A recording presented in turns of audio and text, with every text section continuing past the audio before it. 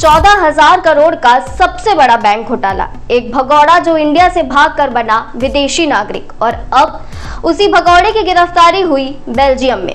हम बात कर रहे हैं हीरा कारोबारी मेहुल चोकसी की, जिसे अब पकड़ लिया गया है। क्या अब होगा उसका प्रत्यार्पण? क्या अब भारत लाया जाएगा चोकसी? और सबसे बड़ा सवाल, आखिर क्या था ये पीएनबी घोटाला जिसने देश को हिला कर रख दिया? जानेंगे सब कुछ इस वीडियो में। हेलो, मैं सोमा और आप देख रहे हैं वयम भारत। मेहुल चोकसी एक वक्त में देश के टॉप ज्वेलर्स में गिना जाने वाला आदमी, गीतांजलि ग्रुप का मालिक, जिसके 4,000 से ज्यादा ज्वेलरी स्टोर्स थे भारत में।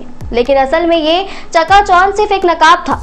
देश के बैंक सिस्टम को ही चूना लगाने के कारनामे में मेहुल चोकसी अकेले नहीं था, बल्कि उसके साथ था उसका भांजा नीरव मोदी। दरअसल जनवरी 2018 में पंजाब नेशनल बैंक के साथ एक बड़ा घोटाला सामने आया था, जिसमें दस्तावेजों की हेरफेर की गई थी।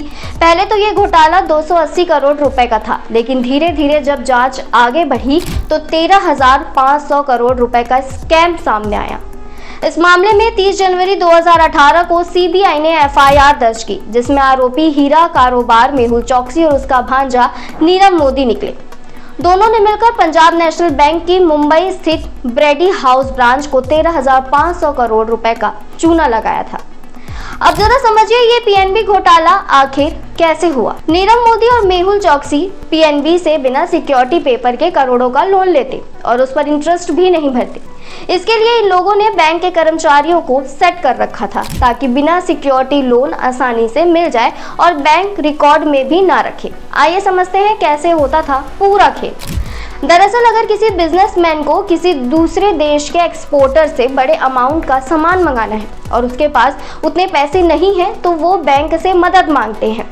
लेकिन विदेशी बैंक किसी दूसरे बैंक के नागरिक को ऐसे लोन अप्रूव नहीं करता। इस कंडीशन में लेटर ऑफ अंडरटेकिंग यानी LOU नाम का एक पेपर बिजनेसमैन को अपने देश के किसी भी बैंक से ट्रांसफर करवाना होता है, जिसके बाद विदेशी बैंक उस एक्सपोर्टर को बिजनेसमैन के नाम पर पैसा दे देती है। LOU जारी होने के बाद उस बैंक की जिम्मेदारी होती है कि वो विदेशी बैंक को पैसा दे। LOU बनाने के बदले बैंक बिजनेसमैन से उतने अमाउंट का सिक्योरिटी पेपर जैसी चीजें गिरवी रखवा सकता है।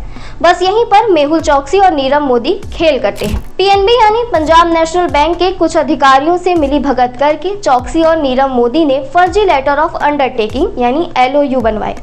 इन LOU के जरिए उन्होंने विदेशी बैंकों से लोन लिए बिना किसी गारंटी के, और मजे की बात, इनकी कोई वापसी की प्लानिंग नहीं थी।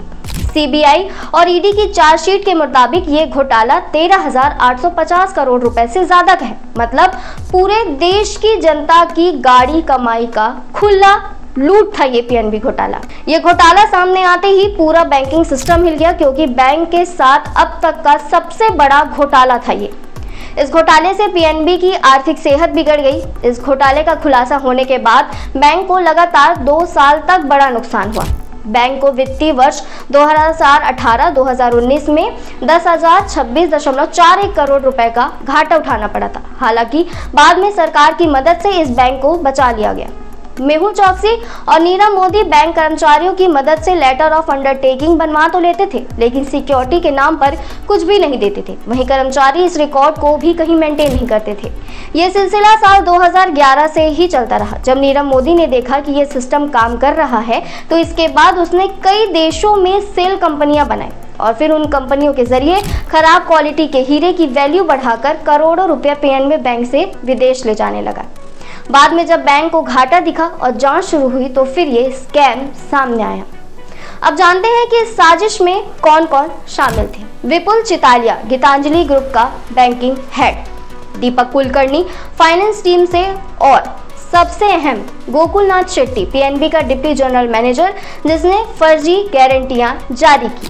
2017 में जब भारत में भनक तक नहीं लगी थी, चोकसी भागने की प्लानिंग पहले ही कर चुका था। जनवरी 2018 में जब घोटाला सामने आया, तब तक चोकसी गायब था और एंटीगुआ और बारबुडा की नागरिकता लेकर वहां का रेजिडेंट बन चुका था। भारत ने इंटरपोल से रेड कॉर्नर नोटिस जारी करवाया। प्रत्यार्पण की प्रक्रिया शुरू हुई, लेकिन चोकसी कानूनी दांवपेच में माहिर निकला। 2023 में वो बेल्जियम पहुंचा और वहां का रेजिडेंसी कार्ड भी हासिल कर गया, वो भी फर्जी जानकारी देकर। प्लान था स्विट्जरलैंड में इलाज का बहाना बनाकर दूर भागने का, लेकिन भारत की जांच एजेंसियों ने आखिरकार पकड़ ही लिया। इस घोटाले में चौकसी और नीरव मोदी अकेले नहीं थे, उनके साथ थे उनके परिवार के सदस्य, कुछ बैंक अधिकारी और कारोबारी साथी। जिस सिस्टम पर हमें भरोसा था, उसी सिस्टम के लोगों ने साथ मिलकर इस घोटाले को सालों तक छुपा कर रखा। ये थी मेहुल चौकसी और पीएनबी घोटाले की पूरी कहानी। अब जब चौकसी गिरफ्तार हो चुका है तो देश की निगाहें हैं एक ही सवाल पर, क्या होगा अगला कदम? क्या मेहुल चौकसी को जल्द भारत लाया जाएगा? क्या उसे सजा मिलेगी या फिर एक और कानूनी ड्रामा देखने को मिलेगा? नीचे कमेंट्स करके जरूर बताइए। वीडियो पसंद आया हो तो लाइक कीजिए, शेयर करिए और चैनल को सब्सक्राइब कर लीजिए। मिलते हैं अगले वीडियो में, तब तक के लिए सतर्क रहिए, जागरूक रहिए।